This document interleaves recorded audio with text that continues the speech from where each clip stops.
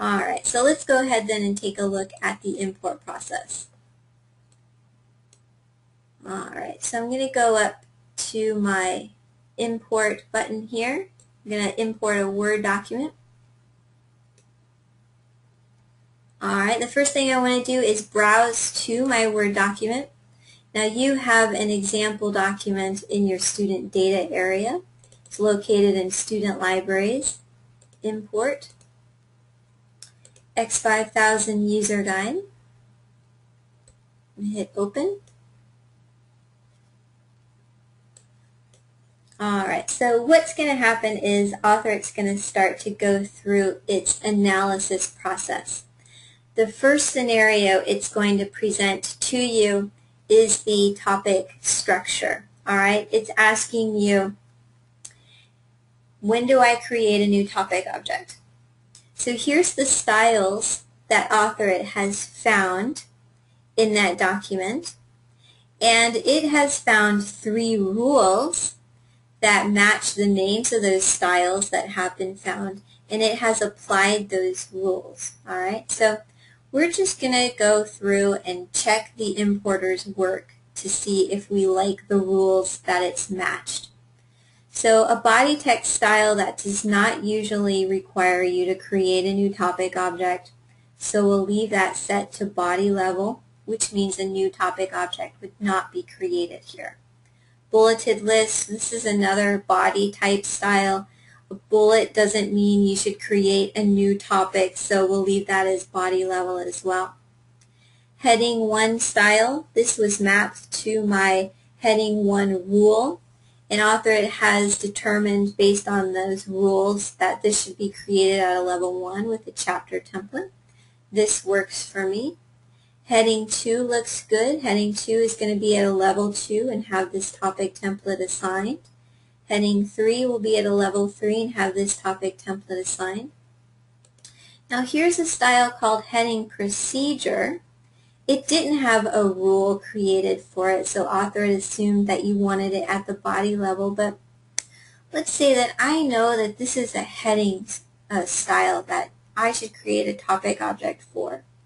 So if that's the case, I can actually click on that word body level, and you see this arrow that appears? I can actually make some changes here. Let's say that I think heading procedure should actually be at a level 2, and I want them to be based on my task template. Alright, so anytime AuthorIt finds a heading procedure style, it'll create a new topic object at level 2, base it on the task template.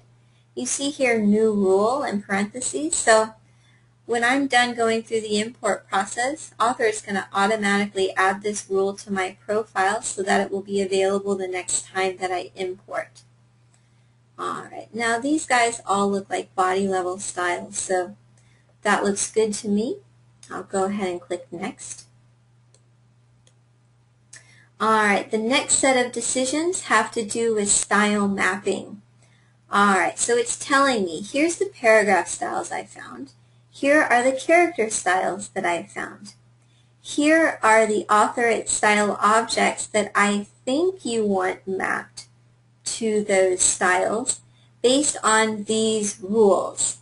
So I can go through and take a look at the mapping to see if I'm happy with it. So we're mapping normal to body text to body text, note to note, table body text to body text, and this one looks fishy to me because I know that I have a table text style.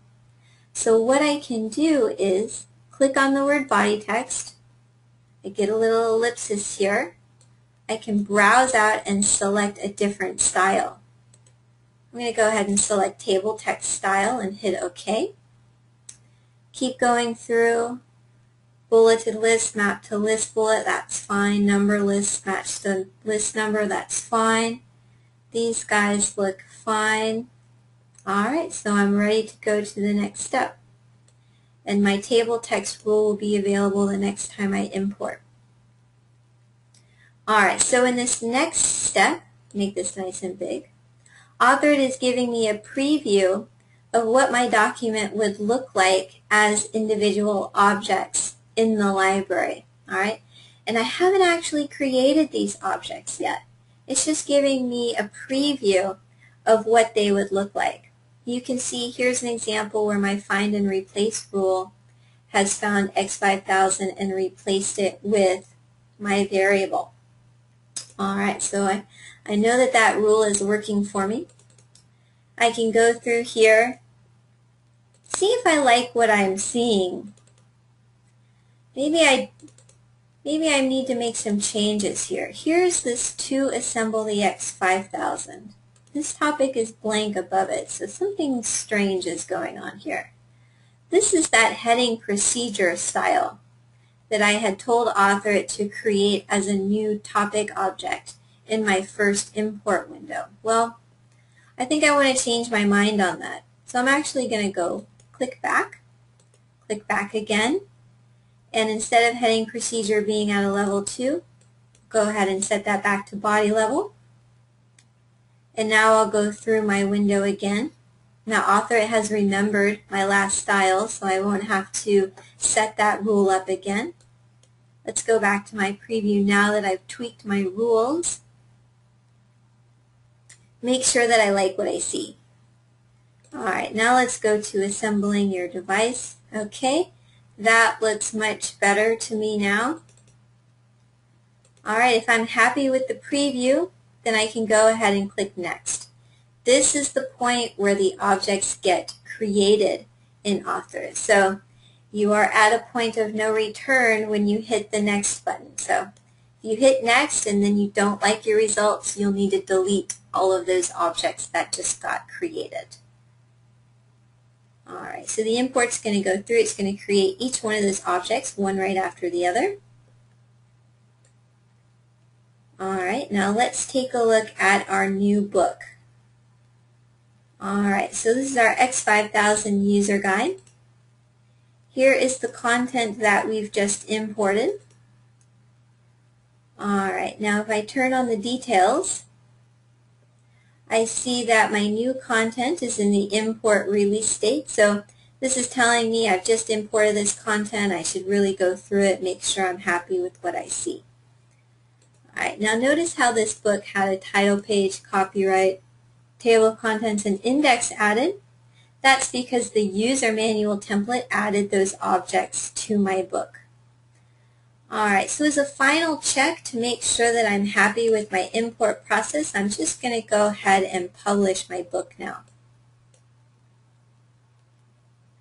Alright, make sure that I'm happy with the template choices that I've made with the rules. Make sure I'm happy with the style mapping that I've decided on as I've gone through the import process. So go ahead and view those results.